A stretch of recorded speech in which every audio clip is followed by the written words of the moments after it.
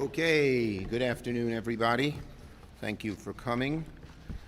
Okay, and I want to thank Senators Murray and Kaine for being here as well. Well, it's been 4 days since the Trump administration launched the U.S. into a war most Americans oppose, and his administration can't explain the reasons we did it. I left the intelligence briefing more concerned than reassured. If the case for war were strong, it would be consistent. Instead, the rationales change by the hour. Regime change, nuclear weapons, missiles, defense, preemptive. Which is it? When the justification keeps shifting, a strategy is missing. There is no strategy. 6 American service members are dead. And when talking about the tragic loss of our brave service members, what did Trump say? Quote, he said, "There will likely be more before it ends. That's the way it is."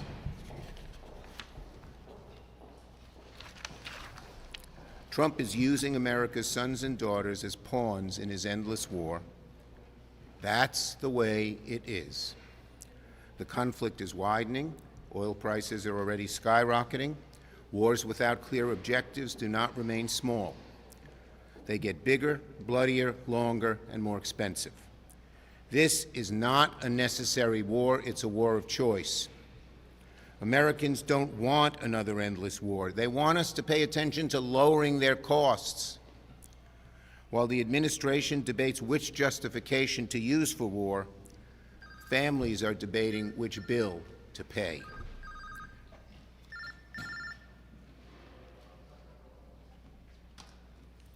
Gas prices are rising.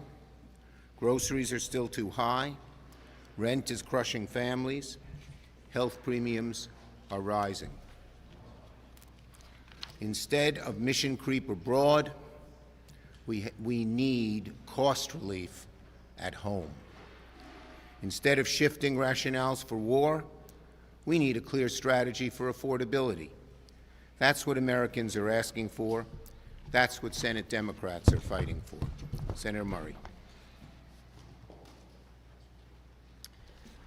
Well, Donald Trump promised lower costs and no more foreign wars. Instead, he has given us higher costs and a new costly war in the Middle East. It is hard to imagine a more straightforward betrayal. This president sent our kids into a war of choice from his beach club in Florida without clear objectives or any sense of an end game, and without any authorization from Congress, no debate, no public hearings, no justification to the American people. My thoughts go out to the families of the service members who have already been killed in Trump's war. What Americans want is health care. They want to pay less at the grocery store and the gas station. They do not want to spend billions in taxpayer dollars to bomb Iran in a war that already tragically resulted in the deaths of American service members. Congress should end this war now. Republicans should grow a spine and vote with Democrats in support of the War Powers Resolution.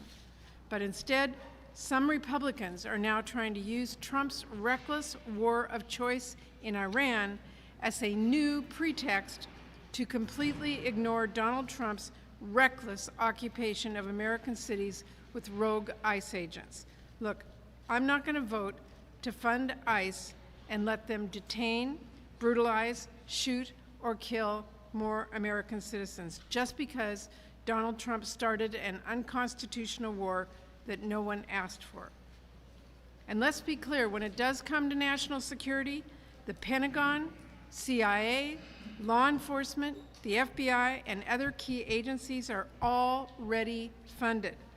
And if Republicans want to know who is actually undermining our cyber defenses and our counterterrorism work, all they have to do is look across town at Kristi Noem's DHS and Kash Patel's FBI. How many key personnel has Trump already fired for no reason at our top cyber defense agency? How many FBI agents are focused on helping round up farm workers with no criminal history instead of counterterrorism? Why did Patel just last week fire members of the FBI's counterintelligence squad? And why on earth was a 22-year-old hired to lead counterterrorism at DHS? That should be a bigger concern to Republicans than a simple demand that ICE follow the same standards as local police. And I'll close with this. War should be a last resort. I voted against the war in Iraq, and even the Bush administration was not as cavalier as Trump about the cost of war in lives or in taxpayer dollars. Trump's war will easily cost more than it would have cost to extend the ACA tax credits. This president and this Republican Congress have shown the American people there's always money for war, there's always money for billionaire tax breaks. It is just everyday Americans who are struggling with their health care or groceries who Republicans just can't spare a dime. Well, Democrats have a very different message. We are going to keep fighting to put working families ahead of starting costly, unnecessary wars. Thank you, Senator Murray. Senator Kaine. Thank you all. So I represent a very pro-military state. I'm on the Armed Services Committee. One of my kids is in the military. And the question that Virginians and I think Americans are asking is, haven't we learned anything? Haven't we learned anything from 25 years in the wars in the Middle East? More than 14,000 U.S. troops and contractors killed, more than 65,000 troops and contractors injured, hundreds of thousands of civilian deaths, $8.2 trillion that could have been spent here at home, spent in wars in the Middle East, and what did we get out of it? That's what my military state is asking me. They're asking me about their kids who were deployed on the Ford Carrier Strike Group overseas.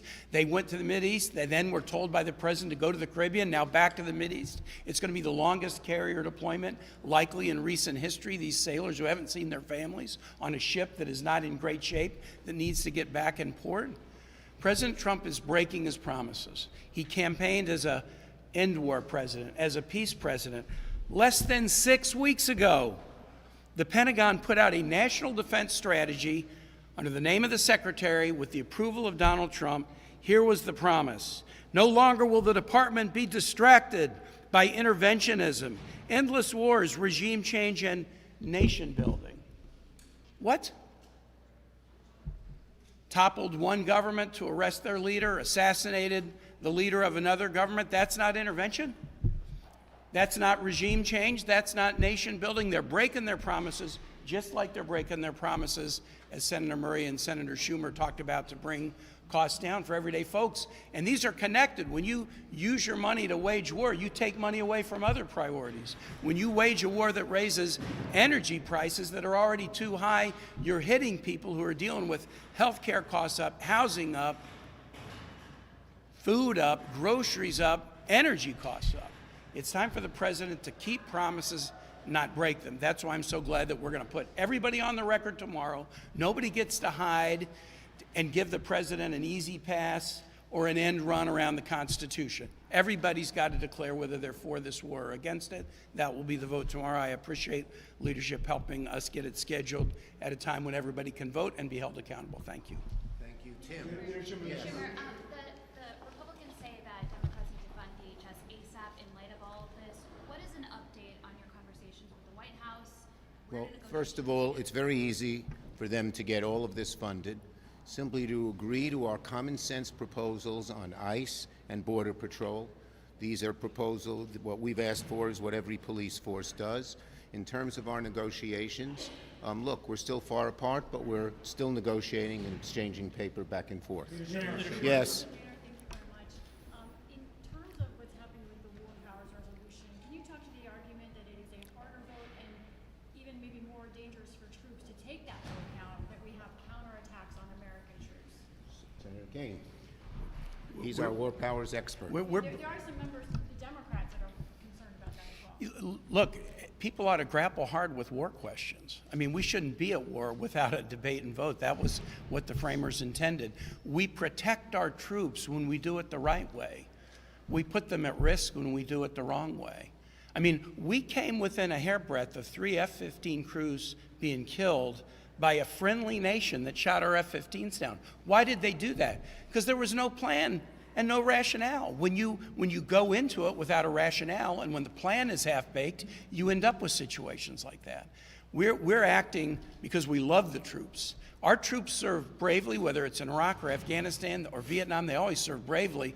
The risk for them is bad civilian decision-making, and we're insisting upon good decision-making so we minimize the risk to our troops. Yes, yes. Yes. If you could speak to the intelligence briefing, if there was anything you could share with regard to the risk of retaliation on American soil, anything that Americans should be concerned about, how this could ripple here at home. Look, I can't talk about a classified briefing. As you know, at 3:30, all the senators will be able to ask questions there.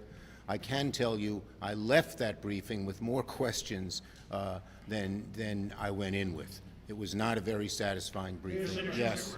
What's your reaction to what Secretary Rubio said yesterday, that the administration felt compelled to act because Israel was going to act with or without U.S. support in attacking Iran, and that casualties on U.S. bases in the region would have been higher if the U.S. didn't act preemptively? Trump just contradicted him, and it just shows you that they don't have a real answer as to what is going on, plain and simple. Yes, no, back there. Yes, you raised your hand. Yeah. Do you expect a supplemental? I can't hear you. Do you expect a supplemental spending request from the Trump administration? Well, you'll have to ask them. Thank you. The